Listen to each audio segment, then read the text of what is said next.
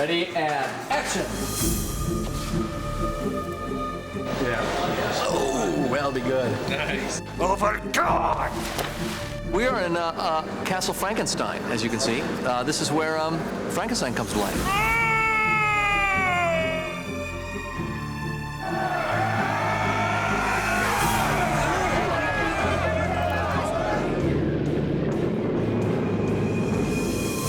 All the peasants are crashing across the bridge and trying to break into Castle Frankenstein. And there's Victor Frankenstein. He's just awakened the monster, and there's lightning and thunder and rain.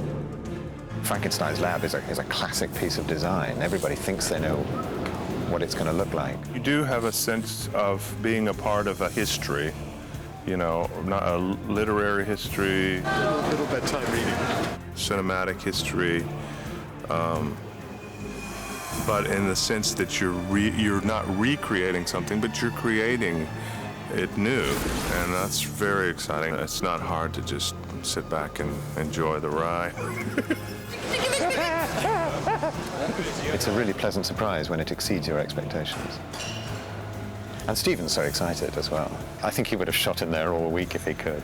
I want you to be so close to the lens that this man starts to cry. When you hear him start to whimper, then you've come probably a little too close. But until then... He loved every shot, which is it's a real pleasure to work with somebody who's, you know, like a boy with a very, very huge, wonderful train set. Yeah, I love the original Frankenstein. What I love most about it is actually the atmosphere and the production design. It just has this great Gothic feel, and it's not dirty and it's not cheap. There's just some sort of really wonderful romantic Gothic feel they had that really, it draws me into the movie. It's so iconographic, the whole shot, and Victor Frankenstein turning around and screaming, It's alive! It's alive! It's alive! When you arrive on a set that big and, you know, you're a bit nervous because it's your first morning. I mean, I'm coming on set thinking, okay, this is LA, there's a crew of 150. I've never done this before. I'm not scared at all. But then when the size of the thing and the fact that there are these great kind of buzzing things in the background and lots of whirling dynamos. Like sometimes some Gothic things, it takes me out of a movie. It just seems so cold and or dirty and almost scary. Whereas Frankenstein, there's something really warm about the movie. I know it's a monster movie and it's scary and it's Gothic, but there's something really wondrous about the production design and all the atmosphere. In fact, I had both my production designer and cinematographer come in and we watched the movies together, and I said, boy, I want that much atmosphere. We wanted to try and recreate the mood of the old black and white movies, and the sets are designed with those in mind. We wanted it to be quite realistic, but to push the realism.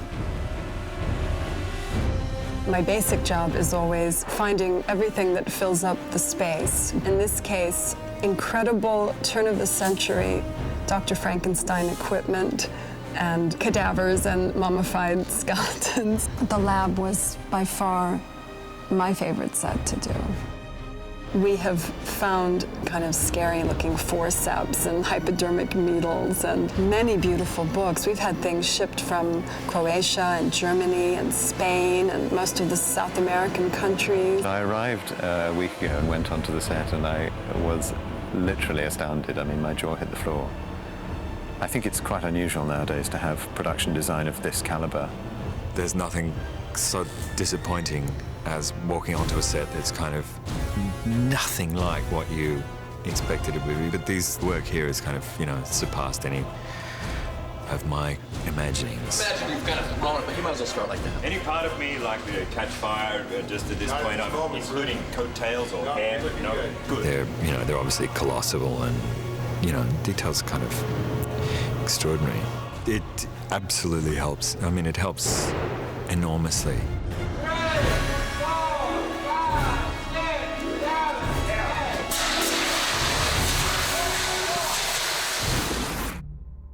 What's interesting about Frankenstein's lab, which we're shooting at the moment, is that it goes from black and white to colour, so I had to think tonally for the black and white sequence and obviously colour harmonies for when we go into the colour sequence.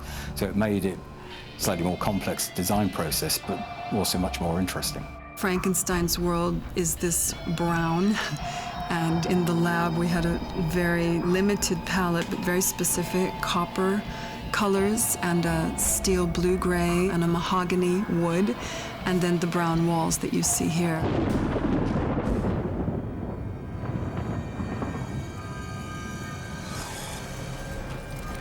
What is this place? Castle Frankenstein. 1 year later, the good Dr. Frankenstein has been murdered, and the place has been taken over by Dracula and the Dwerges, basically. So our concept was that his personal things had been kind of ransacked, so every piece of furniture has been tipped over, desk drawers emptied, papers spilled out all over the floor.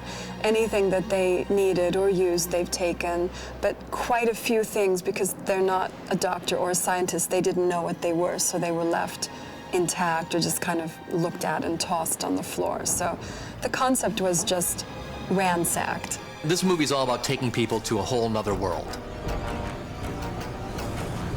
Hopefully it's wonderful escapist entertainment. I love this sort of stuff, and that's what we're doing. Is whether you're inside a foyer at Castle Frankenstein or exterior Castle Dracula, the movie is it's huge.